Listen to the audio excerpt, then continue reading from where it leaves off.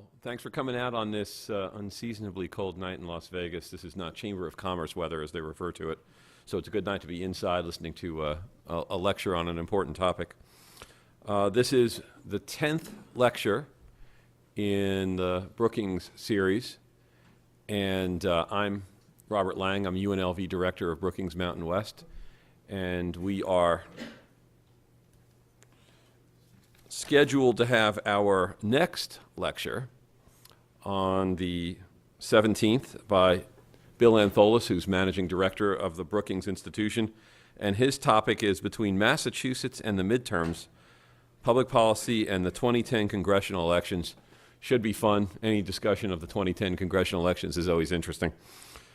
Tonight we have, and are happy to have, sitting in front of me, Audrey Singer, who I've known for a bunch of years through the Metropolitan Policy Program at Brookings. She is a Westerner of sorts, a graduate of the University of Texas at Austin for her PhD, although she went to Temple University in Philadelphia for her bachelor's degree. She is a senior fellow in the Metropolitan Policy Program. Her expertise includes demography, international immigration, immigration policy, urban and metropolitan change. And I know her work well, and I've used it and cited it often. It's important work because the country is changing, because the demographic composition is changing, and it's one of the driving forces in this century. We're as much an immigrant nation in some ways today as we were at the turn of the last century. Prior to being to her Brookings gig, she was at the Carnegie Endowment for International Peace, which, if you know, Massachusetts Avenue is right next to the Brookings Institution. So she told me that she just had to drag her boxes down from one building over to the other building.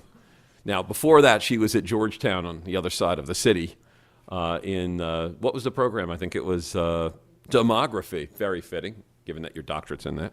Technically, your doctorate is in sociology, though, correct? And she was also at the U.S. Department of Labor as a demographic analyst ahead of that. And she will be speaking tonight on the new geography of immigration and local policy responses. Did I get that right? Exactly. Okay. Audrey, come on up. Thanks. Thank you. See you.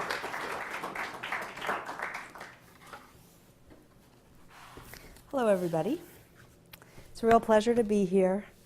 And I want to thank everybody at Brookings Mountain West and Rob for that introduction. But it's quite a nice place to be, even if you're here for a short time. Everybody is incredibly helpful, and they don't make fun of you, and well, maybe Rob a little bit, but it's when I say they don't make fun of you, it's just one of those things when you're a nerdy demographer who does a lot with numbers. People tend to think that's funny sometimes. But it is a great pleasure and an honor to be here tonight. I'm going to speak about the current state of play in terms of immigration, federal immigration reform and national immigration trends.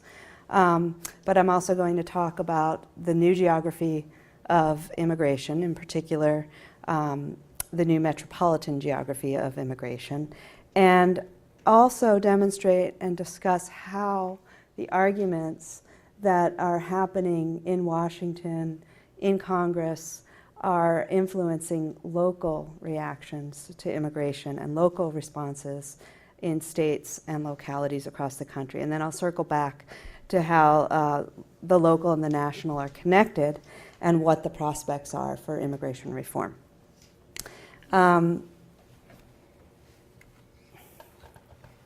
So yeah, I forgot to move forward here, but you can see the state of play on immigration, new metropolitan geography, local policy response, and the challenges for the Obama administration.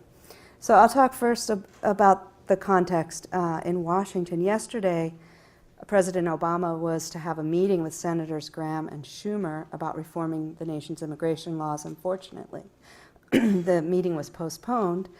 I thought I might have something new to say tonight to all of you about where we are on immigration reform. But actually, I think the postponement of that meeting between the senators and the president sums up where we are on immigration reform right now. We are pretty much stalled, and we have been for a number of years now in terms of moving any kind of legislation forward. The last formal debate in Congress was in the spring of 2007 when the Senate tried to pass a bill and failed. And given the state of the economy, the fact that we're involved in 2 wars, and other pressing issues, there's one big one I can think of that's being debated now that this administration is dealing with, not to mention the politics around immigration issues. It may be a while before we see any action, although I would say this administration has a lot of pressure to overcome all of those issues because there are a lot of different groups applying that pressure, and promises were made. So one question is, why is immigration, something is a little bit different these days about immigration. Why is it currently a big deal? And part of the reason is what I just mentioned, the failure of the federal government to overhaul our nation's laws. And that's induced a frustration at the local level. State and local leaders are feeling pressure to do something about immigration, and so they have sometimes taken matters in their own hands. Some of this can be fairly restrictive, some measures, some of it is more accommodating or inclusionary towards immigrants, and I'll talk a little bit about that later on. But local and state leaders often take their cues from what's happening in Washington, for better or for worse, and it often spurs action on their own turf. Another big reason that we have immigration sort of on our collective mind is that we've just been through a period of historically high rates of immigration. The United States has more foreign-born residents than ever before, 38 million, who make up about 12.5% of the U.S. population. And this figure, incidentally, is not yet at the highest proportion on record, which was for the 20th century, which was in 1910. A third reason that I argue that immigration is currently a big deal is that we have seen a deconcentration of immigrant settlement, and there are a lot of new areas over the last 15 years or so that have experienced immigration in very high rates, many places where there is little or no recent history of immigration. So many more actors and the public can now relate to the issue of immigration. And with this kind of spreading out, there's more opportunity for people to connect to the issue. So in the 1990s, we saw an influx of immigrants, the likes of which we hadn't seen before in terms of absolute numbers. Had very much to do with the strong economy of the 1990s and the growth of new economy jobs in particular, which really spurred immigration, population growth and metropolitan growth in urban and suburban communities across the country. There was a lot of demand for workers in construction, but also manufacturing and service sectors, healthcare workers. Many immigrants settled in some of the fastest growing metropolitan areas in the country. I mean, these were places where a lot of people were moving to, not just immigrants. Some of these places were quite unaccustomed to receiving immigrants, and that raised a lot of anxiety about the role of immigrants in the U.S. economy and society. And so what's happened in the meantime is because of the failure of federal reform, local leaders, as I said, have been pressured to change their local policies around immigrants. And there's been a variety of responses. But before I go there, I'm going to take you through a lot of trend statistics, which I think you'll find interesting.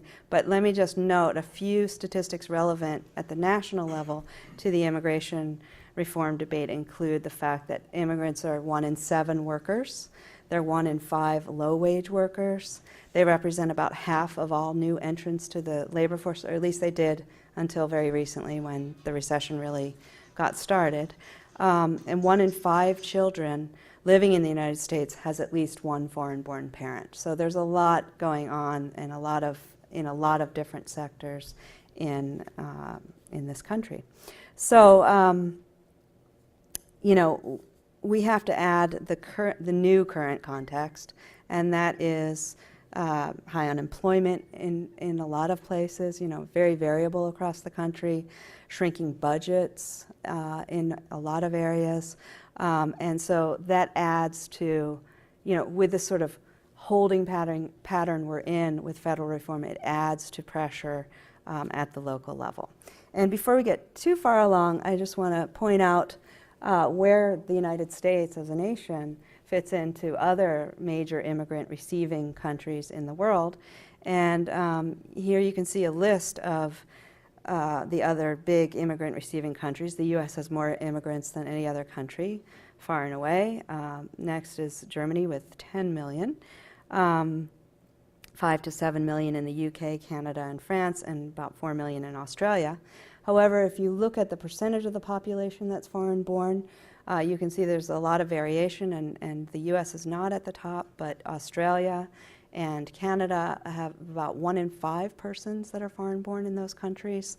The UK and France and Germany are more around the same levels as the United States, with the UK and France being a little bit lower. And nationally, we get a big chunk of our population growth coming from net immigration. So this is just a sort of simplified population growth chart that shows you through immigration, we get about 42% of our population growth, and the rest comes from natural increase, or the percentage of the number of births over the number of deaths. And of course, that natural increase portion includes the children of immigrants, because the majority of them are born in the U.S. So that's boosting that side of the pie chart as well. And then another national kind of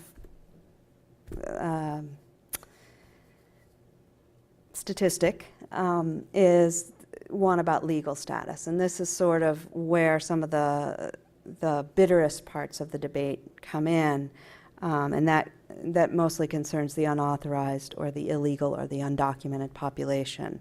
And this graph shows the best available estimates that we have. They come from a demographer, Jeff Passell, who's at the Pew Hispanic Center, and he uses all of this very sophisticated model to develop these statistics. They're widely used, and you can see that roughly about 1/3 of the foreign-born population. So when I say foreign-born, I'm using it interchangeably with immigrants, but this kind of gives you a sense of who is in that population. So it includes roughly 1/3 who are naturalized U.S. citizens, so people who came here as immigrants and went through the process to become U.S. citizens.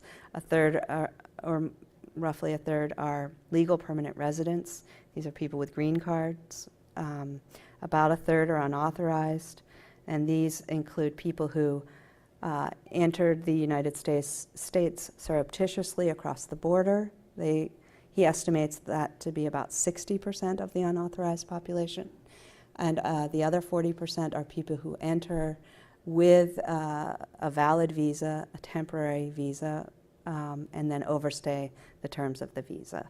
And then there's a small percentage of the foreign-born population that is here in a temporary status, and this includes students, H-1B workers, other kinds of specialty workers that we let into this country in relatively small numbers.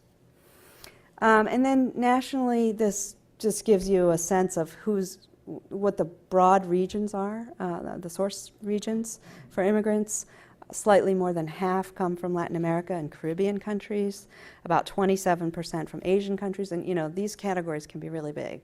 Asia includes South Asia, Southeast Asia, East Asia. The Middle East is in there as well.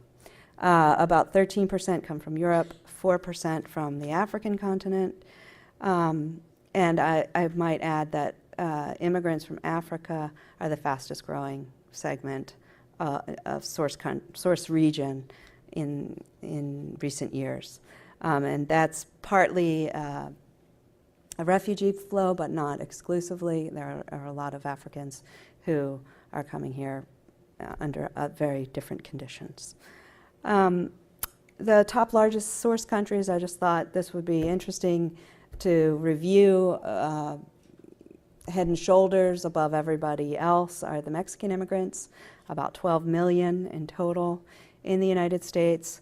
And then there are 6 countries of origin that have at least 1 million immigrants living in this country: Philippines, India, China, Vietnam, El Salvador, and Korea. And then you can see the remainder of the top 10: Cuba, Canada, and the Dominican Republic. And the other interesting thing to keep in mind is this, these statistics of the foreign-born refer only to those people who are born outside the country. So the children of immigrants are not included in these numbers. But if we added those and called it immigrant stock, as some people do, you would see a lot of numbers boosted. So are these all legal? These are not all legal. They include all the people in that, all the categories in that pie chart that I showed. So they basically, these data come from census surveys that ask about birthplace. Where were you born? And the census does not ask about legal status. It does ask about citizenship status only. So in that sense, there's one kind of legal status, but it doesn't ask about other kinds of legal status. Was there another question back there? No. So I want to say a little bit more about labor force. Here you can see the total foreign-born population. That's the yellow line, and in blue the foreign-born population in the labor force, a percent of each. And at least until very recently, we don't have the most recent data, which would include the current recession and its effect on immigrants, but I'll talk a little bit more about that later. At least until very recently, immigrants were overrepresented in the labor force relative to their population. And this graph shows, that the percentage in the labor force more or less tracked the total foreign-born population until about 1990, when we see an overrepresentation in the labor force. So in 1970, less than 5% of the population was foreign-born,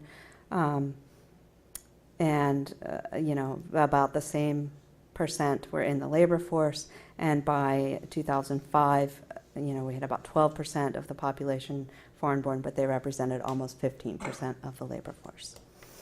And one more, well, maybe a few more contextual slides. This shows the changing composition of the U.S. population, and it shows the change in the total population in yellow and the change in the population age 65 and over in blue. So you can see that at a certain point, when the baby boomers, that bulge of people, starts pushing 65, we're going to see a really rapid increase in, I don't want to call them the elderly population since I'm close to that age, but in the senior population starting next decade.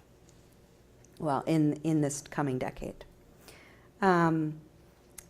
And to that end, this is a set of projections also done by Jeffrey Passell at the Pew Hispanic Center, which shows projections for the racial and ethnic categories that we use in the United States, and it shows what the country looked like in 1960 and 2005 and what it's projected to look like in 2050. And of course, this is based on assumptions that were in place, when he did these, and anything can happen in the future. But I think even if all immigration stopped today, we would still see pretty much this pattern because of the children of immigrants and the diversity within that segment of the population. But you can see here that by 2050, if we assume the current growth rates, the Hispanic population will double in size, while the black population stays about the same proportionally, and the white population shrinks to less than half of the total. And I think this projection, combined with the previous slide, really make it very clear why the United States needs to think not only about immigration admissions and offsetting a declining labor force, but also how it treats and nurtures the children of immigrants. Okay, so I'm going to talk now about the new metropolitan geography of immigration, and this comes out of a body of research that I've been working on for a while, and I'll give you a little background on that. I've developed a typology of immigrant gateways to sort of understand not only different settlement patterns, but the different contexts of settlement, how places may be better prepared than others because of the newness and the rapidness of immigration in some areas compared to the longer term settlement in other areas. So when I first started thinking about this, I had been doing a lot, for most of the time that I'd been studying immigration, a lot of the issues were really about the national picture, more along the lines of the slides I just showed you, what's happening to immigrants in the United States, or what's happening in some of the bigger immigrant gateways like LA or New York. And in fact, I was doing research in both of those places, and I had lived in Texas and I had lived in Chicago. So I kind of had a sense, and I grew up in Philadelphia, so I had a sense that there were a lot of different things happening across the country, and things were changing pretty rapidly. And so there I was in Washington, D.C., looking around and thinking, wow, this is a really different model from any of those other places I had ever lived. First, it was a very different kind of metropolitan area, very suburban and huge and sprawling, with a very small central city, but also an incredibly diverse immigrant population. So I knew that what was happening there was very different from what I saw in other places, and it made me wonder about, what the rest of the country looked like. And so that kind of pushed me to look at some of the longer term historical trends and to sort of understand, my objective was to understand how these places were different, to understand how they could, work better in terms of incorporating immigrants into the various spheres of life in these places. So I used census data, surprise, to look at these trends. And the typology describes basically, the experiences of different places and how they've differed over time, and how the rise of new immigrant gateways may represent a new context for the social, civic, and economic incorporation of immigrants. And I was really interested in the big places. There were a lot of stories coming out about rural areas and smaller places that were seeing a lot of changes, which interested me too. But since I work at the Metropolitan Policy Program, I was interested in the larger places and the places we could really call gateways, places that had not only high numbers but also interesting patterns of settlement over time. So to set that up, let me just show you that this is a graph that shows a century's worth of immigration. Actually, the header doesn't quite match the graph. I think that is a little bit of a mistake, so just ignore that. It's true that Africans are part of the new immigration that's taken place since 1965, but that wasn't the point that I was trying to make with the slide. So here you see two things going on. The green bars show in absolute terms the number of immigrants at each decade, so in millions. 1900, 10 million. By 2008, we have 38 million. The red line shows the percentage of the population that's foreign-born. And you can see that with our 12.5% now, we aren't, as I mentioned already, quite at the heights of the early part of the 20th century, where in 1910 we saw almost 15% of the population, or 1 in 6, foreign-born. The other thing that you can discern from this graph is some of the major economic and political events during the 20th century, like the World Wars and the Great Depression. And what happened during the Depression, it remains to be seen if we will be seeing a similar pattern, but we are starting to see immigration worldwide kind of slowing down, in some places coming to a screeching halt. So you can see that after 1930, the numbers start to go down. And so by the time we get to the 60s and the 70s, we have less than 10 million immigrants living in the United States in 1970, less than 5% of the population was foreign-born. This also coincides with the baby boom. So we have a lot of new population coming in through births in, to people living in the United States, which makes people automatic citizens, So the baby boom also served to change that, that proportion. And then we see a sustained rise in the 80s, in the 1990s, and into the present. So to get a handle on what was happening in localities, I looked at historical data on cities and immigrants in cities, and here's a comparison with the beginning of the 20th century, 1900, and where we are now in 2008. I should point out that's the latest data we have available, 2008. And so you can see on this graph that in the early part of the 20th century, of course, the large industrial centers in the Northeast and the Midwest drew immigrants in large numbers. New York, Chicago, Philadelphia, Boston, Cleveland are the top 5, and you can see St. Louis, Buffalo, Detroit, and Milwaukee also on that list. These were the 10 largest places, San Francisco, which is in California. It's one of the oldest destinations in California in terms of large numbers.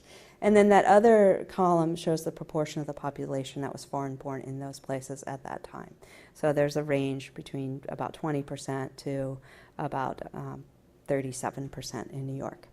In 2008, if we again look at central cities, and we know things have really dramatically changed in this country. We have large metropolitan areas with large suburbs now. But if you look at the cities, what's interesting is 4 are still on this top 10 list: New York, Chicago, San Francisco, and Philadelphia. But the others are in southeastern states, California and Arizona in particular. What's interesting is Philadelphia is back on the list. It's a place that experienced immigration relatively recently to boost it up. In fact, Miami is missing from this list. It's more or less at the same place as Philadelphia, but Philadelphia is a sleeper. And it's not just that I'm fond of it because it's my hometown, but I did a big study of it last year, and what was interesting there was how little acknowledged immigration was, even though it had been growing very fast since about 2000. Okay, so now I'm going to take you through a series of slides that show the proportion of the population that's foreign-born. So if you remember that century graph with the line that showed the percent of the population that was foreign-born through the 20th century, if you keep that in mind, it'll help with these. This kind of clusters cities into the categories that I use to talk about gateways. So the former immigrant gateways are places like Cleveland and Pittsburgh and St. Louis, places that were very attractive places for immigrants in the early part of the 20th century, big industrial centers. You can see on average they were about 25% foreign-born, but throughout the 20th century have become largely native-born. Restructuring of the economy accounts for some of that, but they're pretty much not places that immigrants are going to in any large numbers right now. The continuous immigrant gateways, and that pink line is a lot like that century graph. I mean, this is sort of the what's driving it at some level. Chicago, New York, San Francisco, places that always got more than their fair share of immigrants throughout time, and they continue to at this point in time. The post-World War II gateways became destinations only during the past 50 years. We think about Miami and Houston and LA as these major immigrant magnets, and they are, but they got started a lot later. And these were places that developed a lot later than the continuous immigrant gateways. Emerging immigrant gateways are places that were, you can see in the green line, pretty much native-born for most of their 20th century history, and then at some point started to receive immigrants in large numbers. And I have to give a footnote to this slide. Since I did the original work on this, which was based on 2000 data as an endpoint, which is what these slides are, things have changed pretty significantly in some of the metropolitan areas like Washington, D.C. and Dallas-Fort Worth, which now have over 1 million immigrants living in them. So I think they've fully emerged as immigrant gateways. So I've effectively moved them to another category, but I won't go into that right now. But so there's some, it's a very dynamic process and a lot of things are in play. And so I'm just saying take this with a grain of salt, but you can see the trend very clearly up until then. The fifth category I call the re-emerging immigrant gateways, and it looks like now we have 2 yellow lines. I don't know, I lost the red somehow, but these are places, it's the one that sort of mirrors the pink line, the continuous gateways. These are places like the Twin Cities and Seattle and Portland that also had high rates of immigration in the early part of the 20th century, but now, but in the middle part of the 20th century, started to decline as attractive places, and then picked up again in the 80s and in particular in the 1990s. Part of this had to do with refugee resettlement, which was a big player in some of these places, and then just other kinds of immigration, the standard voluntary work-related immigration. There's actually a 6th category, which I couldn't graph because these are places that were very small for a good portion of the early part of the 20th century, but had very, very high rates of immigration. I forgot to mention that in the emerging immigrant gateway category is Las Vegas. I don't know if it was up there, but that's where Vegas fits in.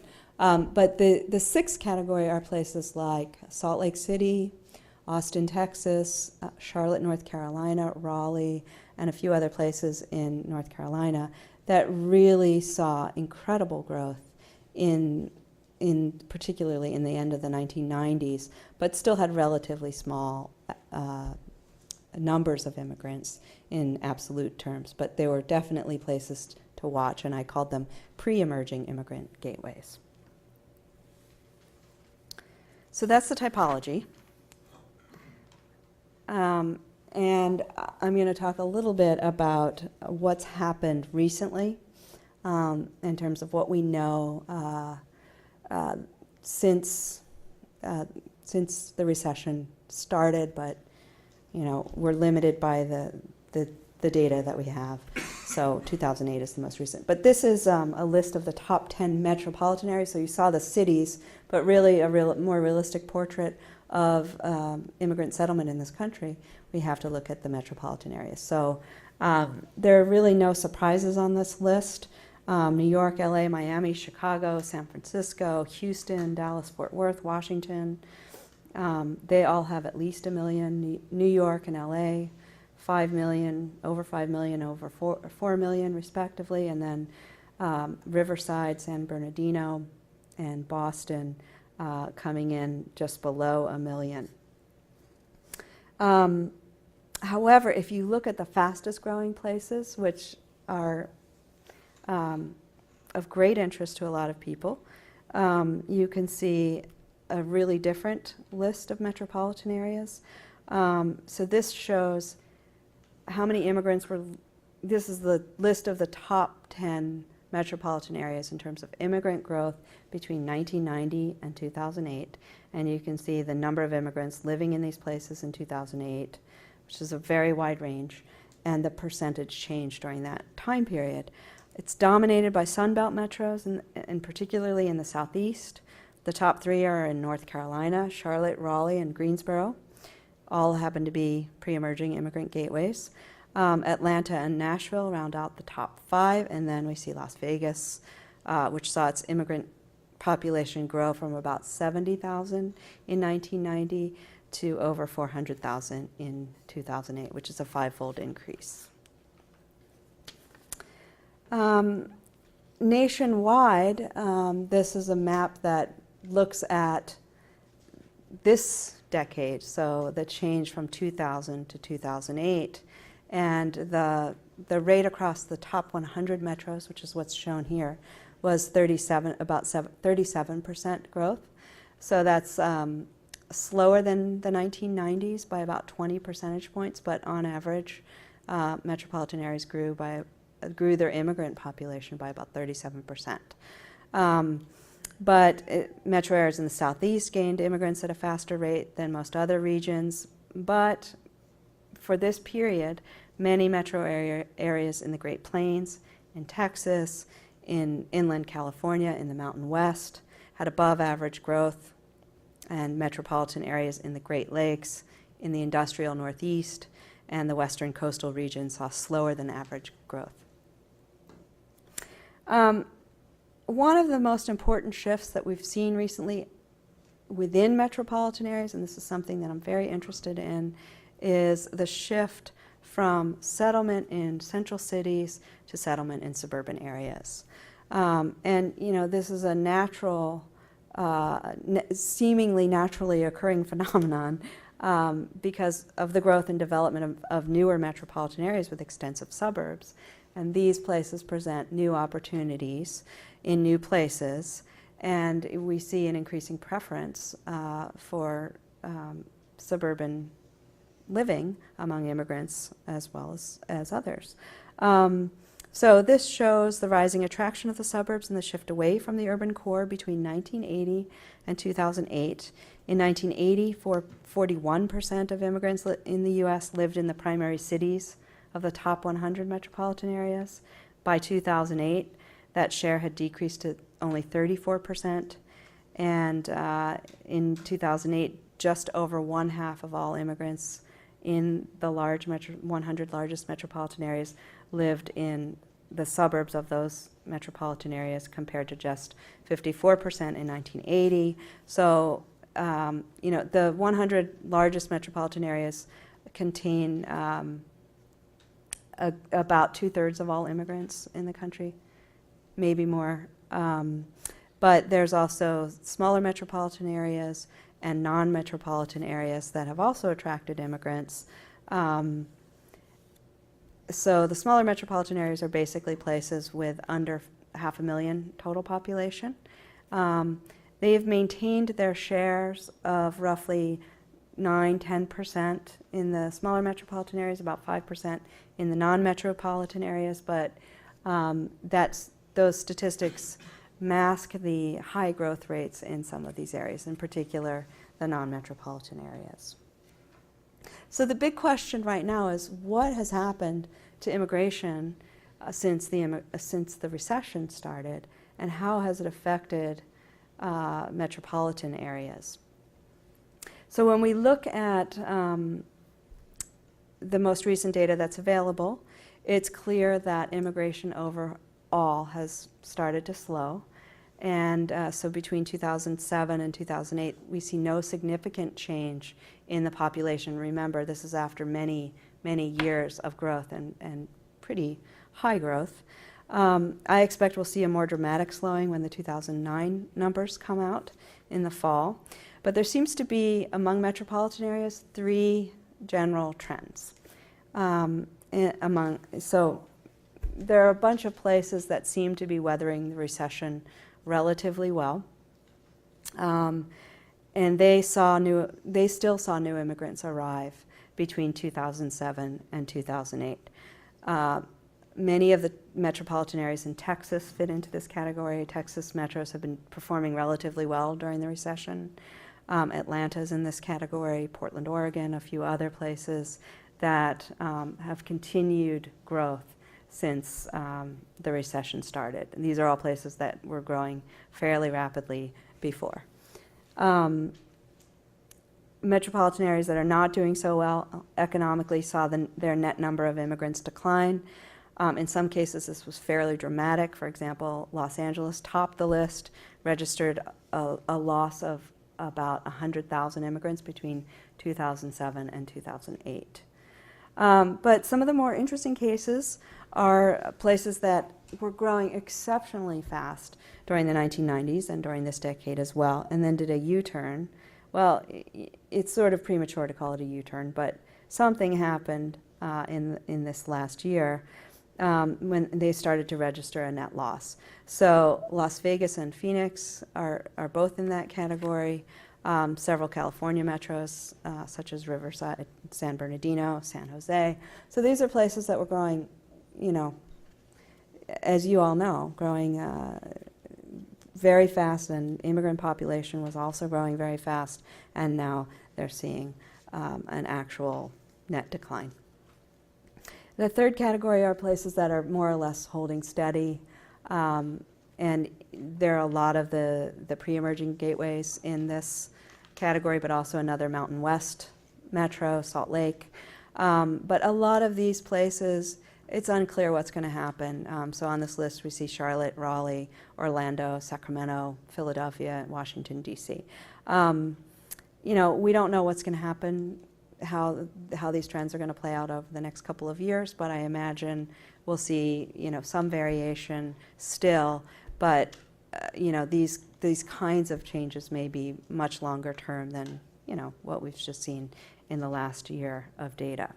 So many questions remain about the impact of immigration, given its scope, given its scale, given its changing geography.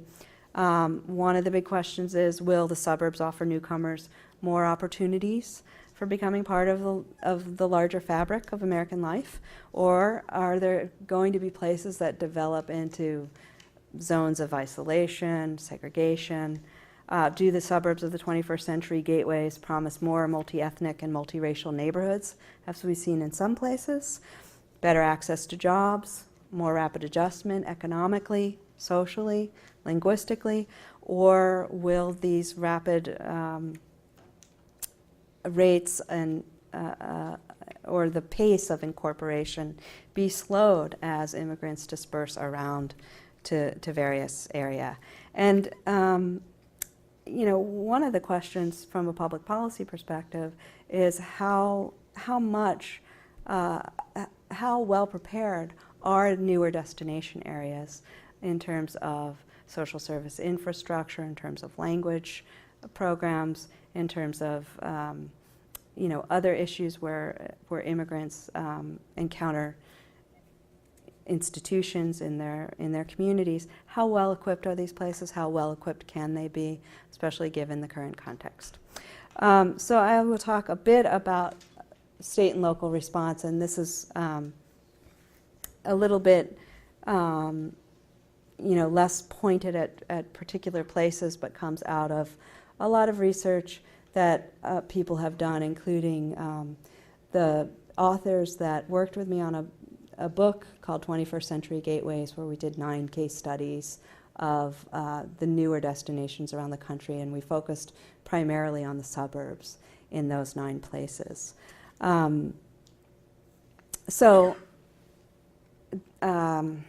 Becky can tell you the story of this picture, because I told her about that, but I won't tell you about it right now, but it's a good one. So in terms of what's happening in states and localities across the country, it's a very hard thing to measure. The National Conference of State Legislatures does look at state-level legislation, that both in terms of proposals and laws passed. They reported in 2009, 1,500 state laws were considered that had something to do with immigration or immigrants. I can tell you this has risen pretty steadily over the last 5 years. 353 became law in 48 states, so almost every state had a law aimed at immigrants. These pieces of legislation focus on issues, a full range of issues. Some of them are about healthcare, some are about employment, IDs and driver's licenses, law enforcement, education, and English language training programs. But there's been an increase over time. I think in 2008, somewhere around 220 became law. So the proposals have increased, but also those that have become law have increased. Now, it's very hard to get at the policies and the ordinances that are being proposed and being passed at the local level, so city, county, other municipalities. And and that's where we see a lot of action and a lot of debate. And some of it can be quite heated, and some of it just doesn't really even raise an eyebrow. So it's very variable across the country, but states and localities really can make a difference in the integration of immigrants in many different ways.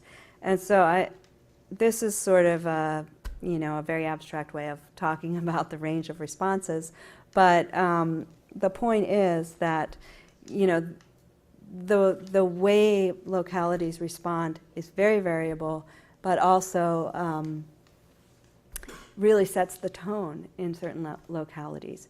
And there are many cases of places that are that have these different kinds of reactions right next door to each other. So you can have a very accommodating set of policies in one county next door to a place that has a very restrictive set of measures and even hostility towards immigrants. So when you look around at how cities and counties have responded in recent years, and again, I want to say that this may be changing. I don't know how shrinking budgets are influencing localities in terms of what they can afford to do, both in terms of accommodating immigrants and deflecting them or restricting them in certain ways. But when we look around, there's a couple of examples that I just want to point out that are kind of clear programs or policies that do these different things. So on the more accommodating inclusionary responses, there have been things like joint police and banking programs, and these are where the local police and banks work together to bank very vulnerable cash-carrying immigrants, and so therefore cutting back on crime.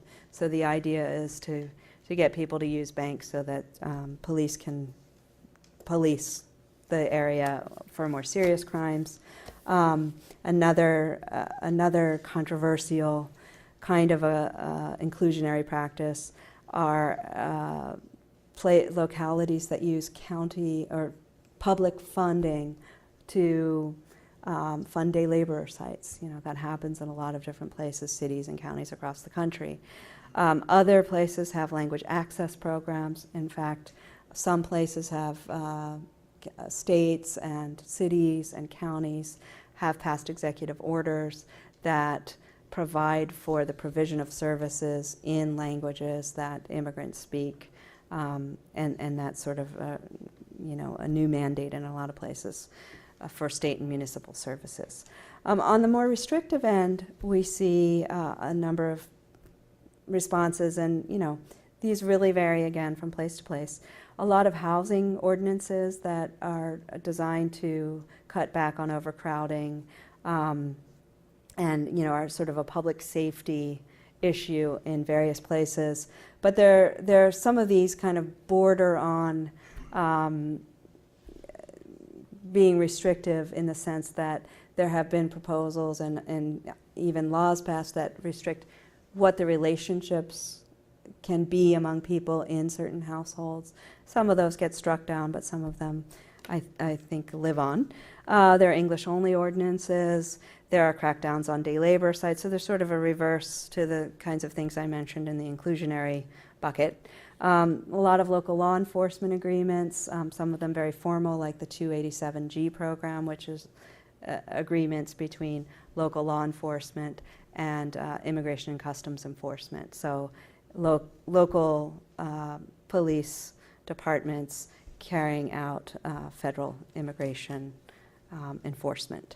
So the one thing that seems to be really evident from a lot of the work that I've done in various localities is what really sets the tone for the public in places is how local elected officials speak about immigration and immigrants and how immigrants should be treated. And when you see hostility, you see a kind of backlash. When you see public officials talking about immigrants as being part of the local community, local economy, you see a very different set of responses.